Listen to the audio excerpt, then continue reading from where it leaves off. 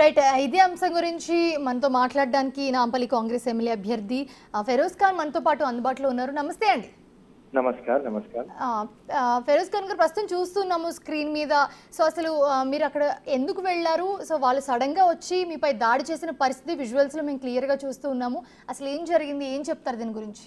మాకు కంప్లైంట్ వచ్చింది అక్కడ తాజ్ నగర్, ఫిరోజ్ గాంధీ నగర్, అక్కడ రోడ్ మొత్తం డిక్ చేసినారు అండ్ మొత్తం సీవేజ్ లైన్ వేయకుండా రోడ్ వేస్తున్నారు అండ్ వాళ్ళకు ప్రాబ్లం అవుతుంది. వాళ్ళు కార్ పార్కింగ్ కానీ వెహికల్ పార్కింగ్ కానీ డిఫికల్ట్ అవుతుంది అండ్ ఒక మనిషి అక్కడ పడిపోయి 11 స్టిచెస్ వచ్చినాయి. ఎవరు అసలు మాకు వింటలేరు అంటే మేము ఇన్స్పెక్షన్ కి పోయినాం. ఇన్స్పెక్షన్ కి పోయి నేను అడిగిన, ఎవరు ఈ కాంట్రాక్టర్, ఎవరికి వర్క్ ఆర్డర్ ఉన్నది, సీవేజ్ లైన్ మీరు వేయలేదు, దాని తర్వాత రోడ్ వేస్తున్నారు, ఇది మొత్తం డిగింగ్ చేసి మీరు ఇడిచేసినారు, ఒక మనిషి పడిపోయినాడు, ఎవరు వీరికి ఆన్సరబుల్ అండ్ క్వాలిటీ పని మీరు చేయాలి, ఎవరు కాంట్రాక్టర్ అని చెప్తే వీళ్ళు మొత్తం లొల్లి పంచాయత్ స్టార్ట్ చేసి రైట్ మీరు ఎట్లా వస్తారంటే 100% డెమోక్రసీలో వస్తాం, చూస్తాం, అందరికీ రైట్ ఉన్నది. వాళ్ళు గెలిచిన వాళ్ళు 62,000 ఓట్లు వచ్చినాయి, నేను ఓడిపోయినా, నాకు 60,000 ఓట్లు వచ్చినాయి. మా గవర్నమెంట్ మేము చూడాలి, నేను జోనల్ కమిషనర్ కి తీసుకువస్తా, డిప్యూటీ కమిషనర్ కి తీసుకువస్తా, అందరు వేరే డిపార్ట్మెంట్ ఆఫీసర్లకు తీసుకువస్తా, ఇన్స్పెక్షన్ చేపిస్తా. ఇది మొత్తం ఏం చేస్తున్నారా మీరు? లంగా డ్రామా. ఎప్పుడు కూడా కరప్షన్ చేస్తారు, డబ్బులు తీసుకుంటారు, ఎప్పుడు ఇట్లానే దొంగ లంగా పనులు మీరు చేస్తారని నేను మాట్లాడితే వాళ్ళు మొత్తం ఎమ్మెల్యే వచ్చి పిలిపించినారు.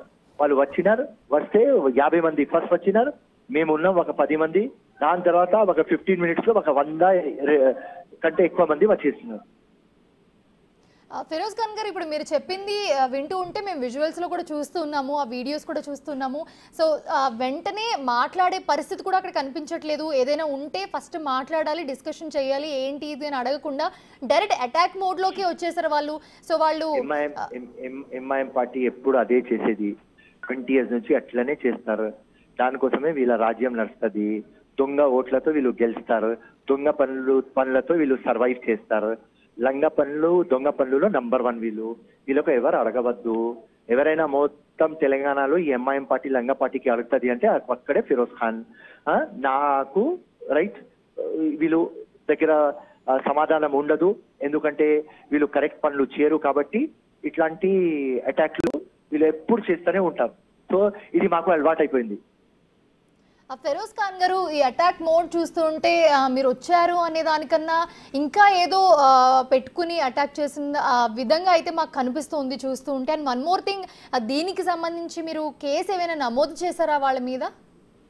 ఇప్పుడు ఆసిఫ్ నగర్ పోలీస్ స్టేషన్ పోయి మనం కేసు పెడితే వాళ్ళు ఒక కౌంటర్ కేసు పెడతారు, మేం కేసు వాళ్ళ కేసు, అది. సో పోలీస్ కి నెత్తి నొప్పి, ఇది మాకు నార్మల్. సో వాళ్ళు ఒకవేళ, ఎందుకంటే మేము ఇన్స్పెక్షన్ చేస్తున్నప్పుడు వాళ్ళు వచ్చినారు కాబట్టి, ఒకవేళ వాళ్ళు పోలీస్ స్టేషన్ కి పోతే మేము తప్పకుండా మేము కూడా పోలీస్ స్టేషన్ పోతాం, లేకుంటే మేము లైట్ తీసుకుంటాం. ఇట్లాంటి నడుస్తూనే ఉంటాయి మా నాంపల్లి ఏరియా. ఈ లంగా పార్టీతో ఇదే మాకు గొడవ. ఇప్పుడు అందరికీ తెలుస్తుంది. ఫస్ట్ ముందుగానే మేము చెప్తుంటే ఎవరు నమ్మరు. అరే ఇట్లా అవుతుంది, ఒక చోట్లు ఉండవు, ఎందుకు కొట్లాట పెట్టుకుంటారు అంటే, చూడరా భయ్, వీళ్ళు చేసే పని అది వేరే ఏదైనా పార్టీ కానీ, బీఆర్ఎస్ తో కానీ, బీజేపీతో కానీ వేరే ఇష్యూ ఉంటది, కానీ వీళ్ళతో పోతే గ్రౌండ్ మీద కొట్లాడాలి అంతే, సింపుల్. అదే ఆ ప్లానింగ్ లో ఉంటారు వీళ్ళు ఎప్పుడు. కానీ ఇక్కడ ఒక విషయం ఏంటంటే, మీతో పాటు మీ అనుచరులు కూడా గాయపడిన పరిస్థితి మనం చూస్తున్నాము. అదుపు చేయడానికి వచ్చిన పోలీసుల మీద కూడా దాడి చేసిన పరిస్థితి అయితే చూస్తూ ఉన్నాము. సో దీన్ని నిర్మూలించే ప్రయత్నం అయితే చేయాలి కదా. సో మీరేం చెప్తారు దీని గురించి? లేకపోతే ఇది ఇంతే కేసు పెట్టినా ఇలానే ఉంటుందని అంటారా? ఇది నార్మల్ వాళ్ళ యాక్టివిటీస్. వీళ్ళకు సమాధానం ఇవ్వాలి అంటే మనం ఎలక్షన్ గెలవాలి అంతే, రైట్. మన గవర్నమెంట్ స్ట్రిక్ట్ కావాలి, రైట్. మా కాంగ్రెస్ గవర్నమెంట్ చూడాలి ఎక్కడ న్యాయం ఉన్నది, ఎవరు లా అబాయిడ్ చేసినారు, ఎవరు లా ఫాలో చేసినారు, ఎవరు లా బ్రేక్ చేసినారు. డెమోక్రసీలో ఇది అన్నెసెసరీ. పబ్లిక్ గ్రీవెన్స్ కి పోతే, పబ్లిక్ ఇష్యూలో మాట్లాడడానికి పోతే ఇది మొత్తం వీళ్ళు అటాక్లు చేసుకొని ఇట్లాంటి హుండా పనులు చేసుకుంటే, ఇప్పుడు మనం ఏం చేయాలి? మనం రూలింగ్ పార్టీలో ఉన్నాం. ఒకవేళ మనం కూడా అటాక్లు చేస్తే, అరే ఫిరోజ్ ఖాన్ చేస్తున్నాడు రా భయ్, ఫిరోజ్ ఖానే ఈ గల్లీలో, ఈ బస్తీలో జోరీ, రైట్, ఫిరోజ్ ఖానే గడబడ్ చేస్తున్నాడని ఈ నాకు హైలైట్ చేస్తారు. సో దానికోసం నేను అక్కడ కామ్ గా ఉన్నా, రైట్, కూల్ గా ఉన్నా. ఎందుకంటే వీళ్ళకు 20 సంవత్సరం నుంచి చూస్తున్నా కాబట్టి వీళ్ళు కుక్కల్లాగా అరుస్తూనే ఉంటారు. వీళ్ళ అలవాటు ఇది. సో వీళ్ళకు ఒకటే పరిష్కారం అమ్మా, గవర్నమెంట్ వీళ్ళ మీద సీరియస్ కావాలి, రైట్, అండ్ నేను ఎలక్షన్ గెలవాలి, అంతే అమ్మా. Yes yes. సో ప్రజెంట్ చూస్తూ ఉంటే మీరు చెప్పినట్టే మీరు ఎంతమంది వచ్చినా కూడా చాలా కామ్గా డీల్ చేసిన సిచ్యువేషన్ అయితే మేము కూడా చూస్తూ ఉన్నాము. సో ఎలా ఉండబోతుంది మీ నెక్స్ట్ స్టెప్? ఎందుకంటే ఇట్లా పబ్లిక్గా స్ట్రైట్ అవే వాళ్ళు దాడికి దిగారు. సో పోలీసులు వచ్చినా కూడా అదుపు చేయలేని పరిస్థితి అయితే మనం చూసాం కాబట్టి నెక్స్ట్ స్టెప్ ఎలా ఉండబోతుంది మీది? ఎందుకంటే మీరు ఇలాంటి కంప్లైంట్స్ వచ్చినప్పుడు ఇంకా మా కాంగ్రెస్ ప్రెసిడెంట్ కి మహేష్ గౌడ్ సాబ్ కి కంప్లైంట్ పెడతాం, వీడియోలు అన్ని పెడతాం, రైట్. ఇట్లా వీళ్ళు చేస్తే ఎట్లా? మేము తిరగవద్దు, మనం కాంగ్రెస్ పార్టీ బంగారు తెలంగాణ అని మనం వచ్చినాం. ఆపోజిట్ పార్టీ లంగా తెలంగాణ తయారు చేసి, చిప్పా తెలంగాణ తయారు చేసి వాళ్ళు వెళ్ళిపోయినారు.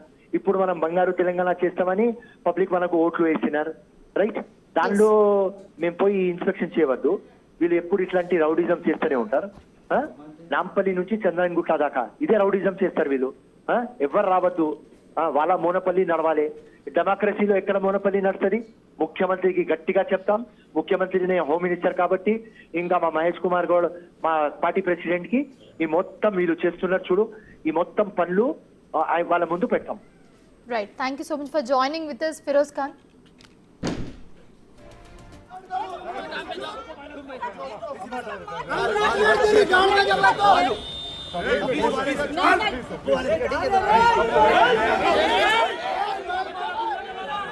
Hey!